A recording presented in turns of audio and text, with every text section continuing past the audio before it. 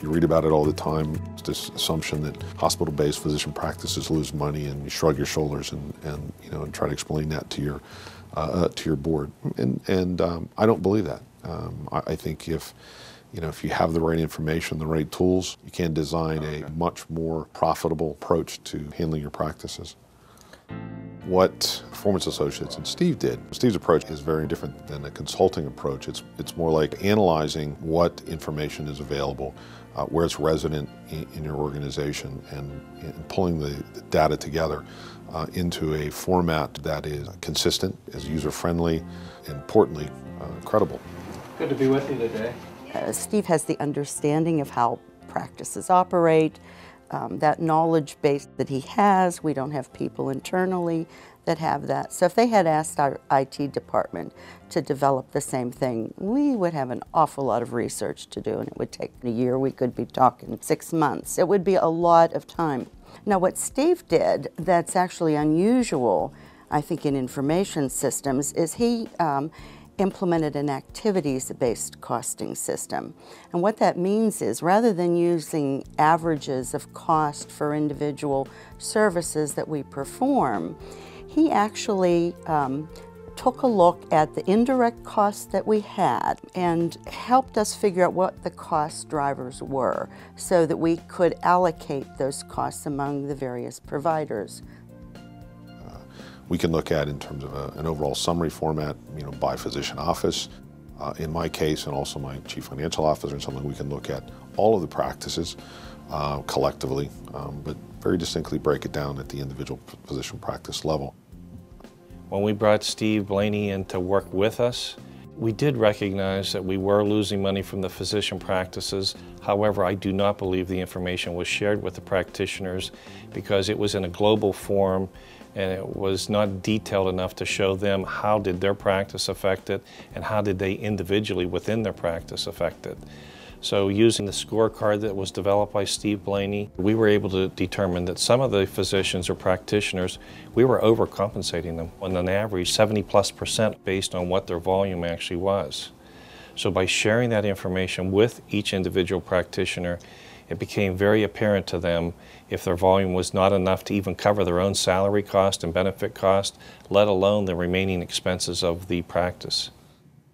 The physician practices must be stewards, and if you don't give them the tools, then it just all kind of gets rolled up into generalities.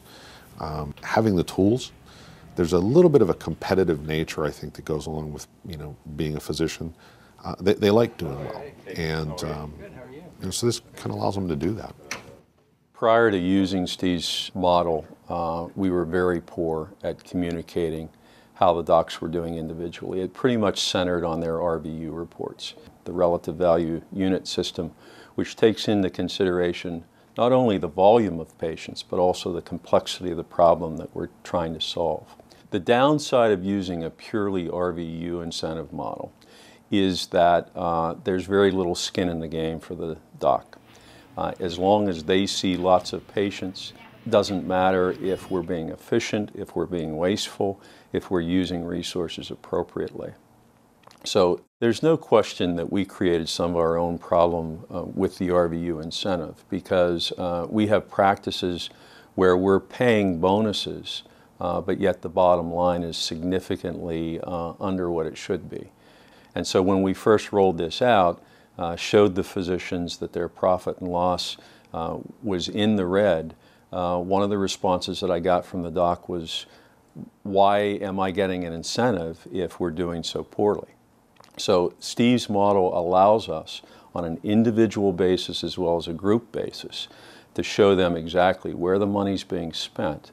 And if they're good stewards, and that's certainly what we charge them to be, they're going to help us to manage those costs when they are manageable.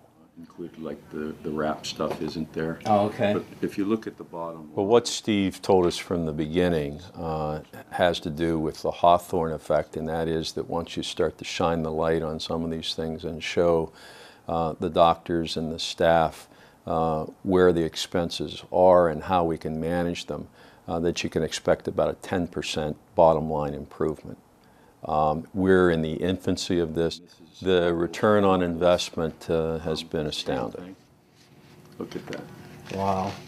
And that's just the Hawthorne effect. Yes. That was wonderful. Yeah. I'm real happy for you. Thank you. I think we were pleasantly surprised with the response that we got from the physicians when we rolled this out. There was a family physician in the area. Steve had remarkably changed around his profit and loss, the efficiencies, the management of patients that have really helped us already, and we're very early into the adoption of the model.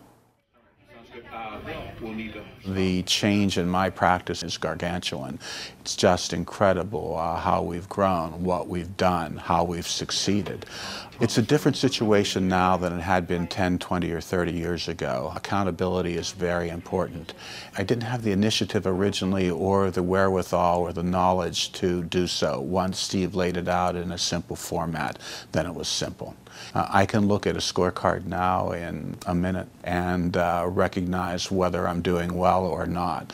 It lets us know how efficiently we can do it without sparing quality. It has benefits for our patients. They're waiting less time to see the doctor or to see any of the providers. You're welcome. The employees in the office are happier. That conveys an awful lot. Our people are very communicative, inordinately helpful, and it all pays off in the end. Cost-effective organizations go hand in hand with quality outcomes, and I think Steve stays mindful of that. So he's just not a numbers guy. I think that's the surprising value add that I was not completely anticipating at the end of the day. Steve and Performance Associates have provided us some of the essential tools that are in line with why we're really here, and that is to take good care of patients and provide the physician offices the tools they need to do just that. It balances margin and mission, I guess. It helps us to balance margin and mission.